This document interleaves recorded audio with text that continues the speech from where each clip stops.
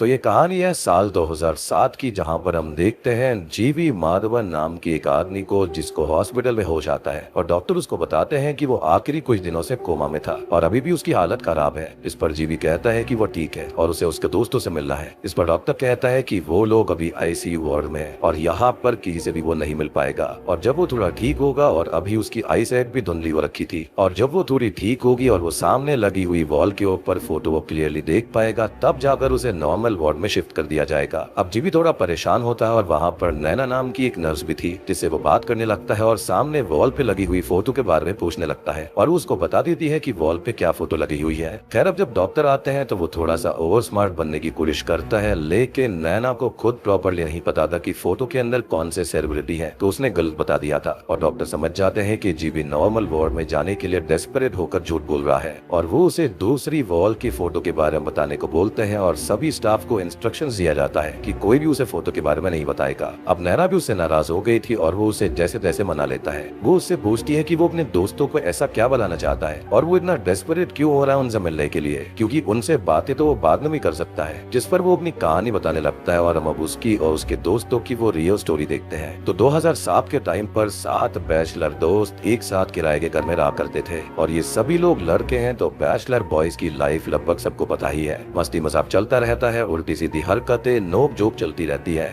अब यहाँ पर कुछ लोग अलग जॉब करते हैं, कुछ जॉब ढूंढ रहे हैं और सब अपना अलग अलग काम करते रहते हैं और साथ में हंसी खुशी रह रहे होते हैं। जिनके बाहर भी दोस्त हैं और आए दिन मस्ती पार्टी घूमना चलता रहता है। अब इन दोस्तों में है एक तो खुद जीवी माधवन, मुकेश और निरूप, जो की जॉब इंटरव्यू क्लियर करके अपॉइंटमेंट लेटर का वेट कर रहे हैं। सोमन जो की एक छोटा सा बिजनेस चलाता है, हरी कुट्टन एक पेट्रोल पंप पर जॉब करता है, रिविन जो की एक कंपनी में जॉब करता है, साथ ही साथ उसकी ही एक गर्लफ्रेंड है और साथ ही साथ वो काफी हाइजेनिक और रिलीजियस भी है। और आखिरी दोस्त यहाँ पर है शिज्जपन, और ये लोग बड़ी हंसी खुशी से साथ में रह रहे थे। अब वो लोग काफी पार्टी वगैरह करते रहते हैं, तो एक दिन निरूप सबकी अलग अलग ड्यूटीज बांट देता है कि किसको क्या करना है। अब मुकेश यहाँ पर टबैको का बहुत बड़ा शौकीन था, साथ ही साथ नशे भी बहुत करता था और ड्रिंक्स ना मिलने पर वो कफ सिरप तक पी लेता था, जिससे सभी लोग परेशान रहते थे। अब एक दिन निरूप और हरी उसका बैग चेक करते हैं, लेकिन उसके अंदर उन्हें कोई भी टबैको नहीं मिलता, क्योंकि उसने सब कुछ जीवी के बैग में छुपा कर रख दिया था। और वो उससे कहता है कि अगर उसने निरूप को उसके बारे में बताया तो वो भी बता देगा कि जीवी भी ड्रग्स लेता है। अब एक दिन जीवी अपने किसी फ्रेंड के घर जाता है, जहाँ पर बाबू नाम का उसके फ्रेंड का फ्रेंड सभी के साथ वीजा बोर्ड पर स्पिरिट सेशन कर रहा होता है, जो कि जीवी को काफी फैसिनेटिंग लगता है। हालांकि बाबू खुद किसी स्पिरिट को समझ नहीं कर पाया था और उसने ये सब कहीं से पढ़कर ही देखकर ही शौक पाल लिया था। अब अगले कुछ दिनों में जीवी बाबू से वीजा बोर्ड के बारे में पूछता है और घर आकर अपना ही एक वीजा बोर्ड बना लेता है। अब दिवाली की रात वो सबके साथ वीजा बोर्ड पर स्पिरिट सेशन करने लगता है और उन सब के लिए कोई खेल था और अभी कोई भी स्पिरिट नहीं आती, जिसे सबको लगता है कि ये बकवास है। और तभी जीवी को बुरा लगता है तो वो एक नया आइडिया लगाता है। अब वो कैरम बोर्ड के ऊपर वीजा बोर्ड बनाता है, क्योंकि उसके सरफेस की वजह से ग्लास अच्छे से खिसक पाएगा और वो खुद ही ग्लास खिसका कर सबको ये शो करेगा कि स्पिरिट आ गई है और वो उसमें एक्सपर्ट हो गया है। खैर, अब कुछ दिन के बाद में वो नए वीजा बोर्ड के साथ सेटअप तैयार कर लेता है, लेकिन अब किसी को भी इस चीज में इंटरेस्ट नहीं था। लेकिन तब ये रेवन भी घर आता है, जो कि कहता है कि इस घर में वो ये सब नहीं होने देगा। इस पर सभी लोग उसको चुराते हुए ये कहते हैं कि ये घर सबका है, उल्टा रेवन का तो पर्सनल रूम है और वो लोग कुछ भी कर सकते हैं। यहाँ पर उन सबकी थोड़ी बात बहस हो जाती है और निरूप आइडिया देता है कि स्पिरिट सेशन में गॉड की पिक्चर से स्पिरिट नहीं आती है, तो उनको सभी भगवानों की फोटोज को, स्टैचूज को रेवन के रूम में ही रख देना चाहिए और इस तरह से गॉड के सामने ये सब नहीं होगा तो कोई भी प्रॉब्लम नहीं होनी चाहिए।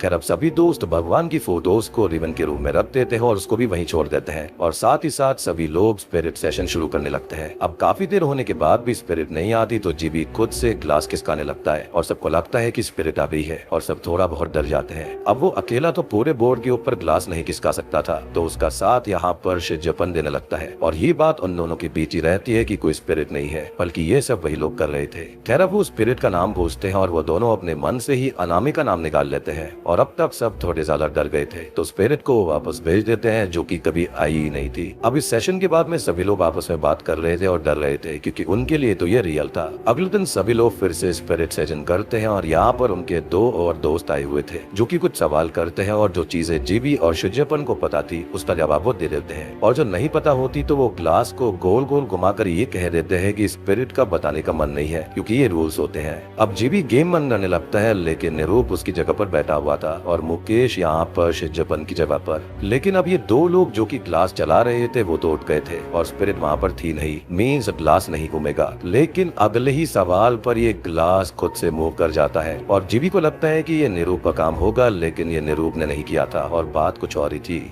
अब अगले दिन वो अपने दोस्त के घर पर जाता है जहाँ पर डीजे बाबू भी होता है और सभी लोग उसका मजाक उड़ा रहे थे कि उसने इतने सारे सेशंस किए लेकिन वीजा बोर्ड को इस्तेमाल करने के बावजूद भी कोई स्पिरिट नहीं आई। लेकिन जीबी ने स्पिरिट को आसानी से बुला लिया। इस पर वो कहता है कि वो कोई चीटिंग कर रहा होगा और स्पिरिट ऐसे नहीं आती और उसने ही तो जीबी को सिखाया था, लेकिन कोई उसकी बात नहीं सुनता। अगले दिन निरूप पूरे घर के अंदर रैट पॉइजन रखने लगता है। इस घर के अंदर ढेर सारे चूहे आने लगे थे और रात को उनका स्पिरिट सेशन शुरू हो जाता है जिसके अंदर 2 और दोस्त आए थे और एक दोस्त ये कहता है कि वो लोग तो बचकाने सवाल कर रहे हैं और उन्हें वो एक गहरी चीज पूछनी चाहिए और वो अपनी कैट का नाम पूछता है। अब बोर्ड के ऊपर शिरप्पन बैठा हुआ था और जीबी खड़ा हुआ था और यही दोनों जवाब देते थे, तो उन्हें तो नाम पता ही नहीं था। तो जीबी कहता है कि स्पिरिट का जवाब देने का मन नहीं होगा, लेकिन तभी ग्लास खुद पे खुद मूव करने लगता है और उस कैट का असली नाम बता देता है, जिससे कि वो लड़का बहुत डर जाता है और बोलता है कि किसी को भी उसकी कैट का नाम नहीं पता था और उसे मरे हुए 4 साल हो चुके हैं। इस पर स्पिरिट उसको करेक्ट करती है कि 4 साल नहीं बल्कि 6 साल और इससे डर कर वो लड़का वहाँ से भाग जाता है। अब निरूप स्पिरिट को वापस भेजने को कहता है और ये स्पिरिट वीजा बोर्ड के ऊपर लिखकर बताती है कि वो लोग रेस्पेक्ट से उनका नाम ले जो कि अनामिका है। अब अगले दिन फिर से स्पिरिट सेशन शुरू होता है जिसके अंदर उनके बहुत सारे दोस्त आस पड़ोस के दूर दराज के बैचलर्स बॉयज आने लगते हैं और वो लोग अपने सवाल करने लगते हैं और ये जो वीजा बोर्ड होता है, स्पिरिट होती है, वो सबका सही सही जवाब देने लगती है। और यहाँ पर जीबी ने जो मजाक शुरू किया था वो मजाक अब सच होता जा रहा था। उस घर के अंदर उनके बीच एक स्पिरिट आ चुकी थी जिसका नाम अनामिका है। खैर अब उनके घर पर ढेर सारे लोग आने लगते हैं, मेला लग जाता है और सभी लोग अपने अपने सवाल इसी स्पिरिट से पूछने लगते हैं जिसको अब से हम अनामिका ही बोलेंगे और वो सबको जवाब देने लगती है और वो भी एकदम सही। इवन दूर से कोई सवाल करता तो उसका तक वो जवाब दे रही थी। अभी सब ऐसे ही चलता रहता है और बाबू सेशन में आने की रिक्वेस्ट करता है लेकिन जीवी उसे आने नहीं देता, ऐसा वो आएगा तो उनका बहाना फूट सकता था। खैर अब ऐसा होता है कि एक दिन वो जो बोर्ड होता है वो फैन के गिरने से टूट जाता है और वो लोग नया बोर्ड लाकर उसे वीजा बोर्ड बना लेते हैं। जीवी को समझ तक नहीं होती कि इस घर में एक स्पिरिट है और उसे ये लगता है कि ये सब ऐसे ही हो रहा होगा या फिर कोई और दोस्त कर रहा है। अब एक दिन फिर से डीजे बाबू वहाँ पर आता है और कहता है कि उसे रूल्स पता है, वो उनको सिखा देगा और अगर एक ही स्पिरिट को बार बार बुलाया जाए तो वो उन पर हावी हो जाएगा और साथ ही साथ उनको स्पिरिट से कोई भी पर्सनल सवाल नहीं करने हैं। लेकिन जीवी फिर से उसे भगा देता है। अब वहाँ पर उनके एरिया के कोई पॉलिटिशियन आते हैं जो कि अनामिका से कुछ छोटे मोटे सवाल करते हैं जिसका वो सही जवाब दे देती है। वो अपनी कार का नंबर पूछते हैं जो कि यहाँ पर थी भी नहीं और उस तब का भी वो सही जवाब देती है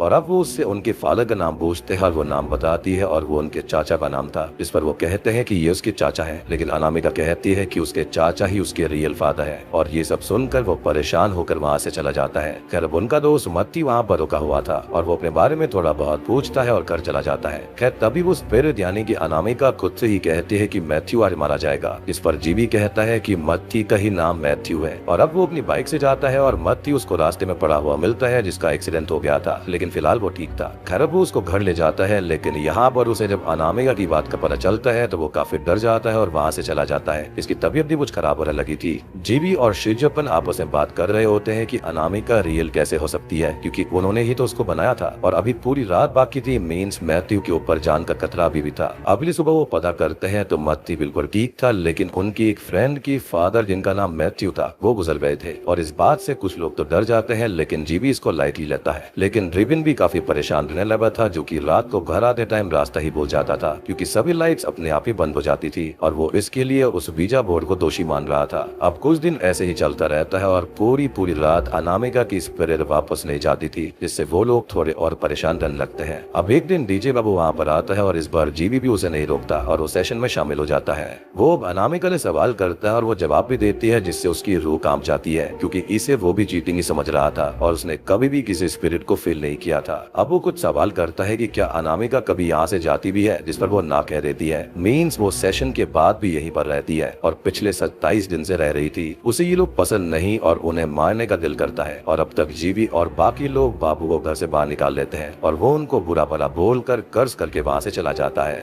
अब जब सब बाहर थे तो बोर्ड के पास अकेला हरी बैठा हुआ था और अनामिका को उससे कुछ कहने लगती है, लेकिन वो सभी अल्फाबेट्स को नोट नहीं कर पाता और अब तक नीरू भी परेशान होकर उस बोर्ड को तोड़ देता है और दोबारा कभी अनामिका और विजय बोर्ड की बात ना करने को बोलता है। अब कुछ दिन सब कुछ ठीक चलता रहता है और एक दिन जीवी सबको अपने एक फ्रेंड सीनू के बारे में बताता है, जिसको कुछ टाइम पहले किसी ने किडनैप कर लिया था और अब वो फ्री हो गया है, लेकिन थोड़ा अजीब बिहेव कर रहा है। तो उसके रिलेटिव चाहते हैं कि वो जब तक नॉर्मल ना हो जाए जीवी के साथ ही रहे, जिस पर निरूप मान जाता है। अब सीनू घर आता है और वो थोड़ा तो अजीब था, हमेशा स्माइल करता रहता था, चीजों को बड़े अच्छे से रखता था और एक घर के अंदर 2-3 पेयर स्लीपर्स को यूज किया करता था। अब ऐसे ही कुछ दिन बीतते हैं और अब उसके साथ कुछ अजीब होने लगता है, कभी चलते चलते, कभी खाते खाते, और वो सडनली शांत किसी स्टैचू की तरह हो जाता था और उन लोगों को उसे होश में लाना होता था और होश में आने के बाद उसे कुछ भी याद नहीं रहता था कि वो ऐसा क्यों हो गया था। अब वो काफी अजीब बातें भी किया करता था, जैसे कि स्कल का सूप पीना चाहिए, पोस्टर से बात किया करता, जिसको जीवी बाद में जला देता है। अब रात को अचानक से जाग कर किसी इनविजिबल इंसान से वो बातें करता और रैट्स को हाथों से पकड़कर मार दिया करता, जिससे सभी काफी परेशान और डरे हुए रहने लगते हैं। अब जीवी एक दिन अपने दोस्त को बुलाता है सीनू को वापस ले जाने के लिए, लेकिन वो वहीं पर बैठा हुआ था तो जीवी कुछ भी बोल नहीं पाता। उल्टा सीनू ही बोलने लगता है कि जीवी का मानसिक संतुलन हिला हुआ है। अब जीवी और निरूप डिसाइड करते हैं कि वो उसके ऊपर हर टाइम नजर रखेंगे और ऐसे ही कुछ दिन बीत जाते हैं। एक रात वो दोनों जाग कर देखते हैं कि सीनू फिर से उसी ट्रांस जैसी स्टेट में बैठा हुआ है और अचानक उठकर घर के बाहर चला जाता है, जिसका वो दोनों पीछा करते हैं। खैर वो थोड़ी ही दूरी पर रेलवे ट्रैक के पास खड़ा हो जाता है और उन दोनों वो जगह दिखाकर बोलता है कि वहाँ पर कुछ लोग मरे थे और वो 2-3 लोगों के बारे में कहता है और अब वो एक घर भी दिखाकर बोलता है कि वो घर उनकी अनामिका का है जहाँ पर वो मरी थी। और ये सुनकर वो दोनों ही वहाँ से भागने लगते हैं, क्योंकि सीनू को अनामिका के बारे में कैसे पता चल सकता था और उसके सामने कभी इसके बारे में कोई जिक्र तक नहीं हुआ। साथ ही साथ उन्हें ये एक पैरानॉर्मल चीज लग रही थी और उससे डरकर वो लोग उसे घर भेज देते हैं। और अब तक यहाँ पर काफी सारी चीजें डिस्टर्ब हो गई थी, कभी किसी की जॉब चली जाती थी और रिबिन रात रात भर घर नहीं पहुँचता था, अजीब अजीब चीजें होने लगती है, छोटे मोटे हादसे भी होने लगे थे और सभी बहुत ज्यादा परेशान रहने लगे थे। अब वो सभी फैसला करते हैं कि उन्हें घर के अंदर शुद्धि करा लेनी चाहिए। इस पर जीवी कहता है कि ऐसा कुछ नहीं है और अनामिका उसका बनाया हुआ एक झूठ था और वो ऐसे और भी भूतों का झूठ बोल सकता है। और अब वो उस बोर्ड को उठाता है और उन लोगों को दिखाने लगता है, लेकिन तभी अनामिका की स्पिरिट बिना पूछे जवाब देने लगती है। हलचल शुरू हो जाती है, डोर्स अपने आप बंद होने लगते हैं, लाइट्स ऑफ होने लगती है और चीजें खुद पे खुद मूव करने लगती है और घर के बाहर उन्हें बहुत सारी शैडोज दिखने लगती है, जिससे डर कर वो लोग घर से बाहर भाग जाते हैं। और अब तक वहाँ पर रिबन भी आ जाता है, जो कि किसी ट्रांस स्टेट में घर के अंदर ही चक्कर लगा रहा था, जिसको वो लोग होश में लाते हैं और वो लोग शुद्धिकरण करने का फैसला कर लेते हैं। घर के अंदर प्रीस्ट आकर शुद्धिकरण कर देते हैं और उनको लगता है कि सब नॉर्मल हो चुका है।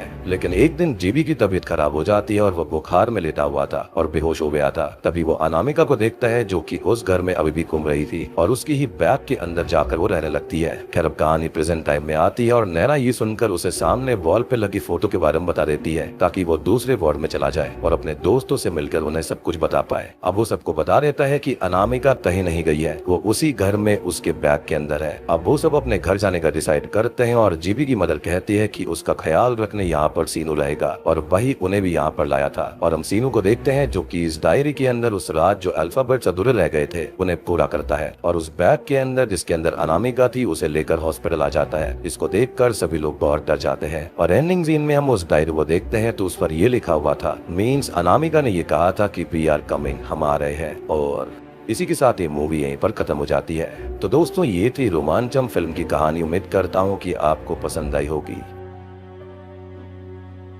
आई नो यहाँ पर काफी सारी कंफ्यूजन है, काफी सारी चीजें जो है वो अजीब है, लाइक काफी सारे क्वेश्चंस जो है वो अनआंसर्ड है। अब एंड में हम यहाँ पर ये समझ पाए हैं कि उन लोगों के पीछे खाली अनामिका नहीं बल्कि 1.5 सारी स्पिरिट्स पड़ चुकी हैं और उन स्पिरिट्स ने सीनू को भी पजस कर लिया है, लेकिन साथ ही साथ वो इनको मरने भी नहीं दे रही है, यानी कि इनका उनसे कोई ना कोई कनेक्शन जरूर होगा। और शायद से सीनू को ही इसलिए पजस किया गया क्योंकि वो मेंटली काफी वीक हो गया था अपने किडनैपिंग के बाद में, या फिर शायद से उसका भी अनामिका के साथ में कोई ना कोई कनेक्शन रहा होगा। अब अनामिका की स्पिरिट ने सीनू के जरिए इनको एक चीज दिखाई थी रेलवे ट्रैक के पास में कि उसका घर यहाँ पर है और यहाँ पर कुछ लोगों को मारा गया था। तो आई डोंट नो यहाँ पर क्या कनेक्शन है, लेकिन इन दोस्तों में से किसी ने कुछ ना कुछ अनामिका के साथ किया होगा, क्योंकि ये स्पिरिट्स ऐसे ही कहीं पर भी नहीं आती है। लाइक ऑब्वियसली उन्होंने वीजा बोर्ड की मदद से एक पोर्टल को ओपन कर दिया, लेकिन स्पिरिट यहाँ पर पक्का होगी तभी तो यहाँ पर वो एंटर कर पाई। शायद से पार्ट 2 आ सकता है क्योंकि मूवी काफी इंटरेस्टिंग है, काफी सक्सेसफुल भी हो रही है, तो शायद से पार्ट 2 जरूर आएगा। उम्मीद करता हूँ कि आपको वीडियो पसंद आई होगी। पसंद आई है तो वीडियो को लाइक कर देना, चैनल के ऊपर नए हैं तो सब्सक्राइब कर लीजिए। तो मैं आप सबको मिलता हूँ अगली वीडियो के साथ में।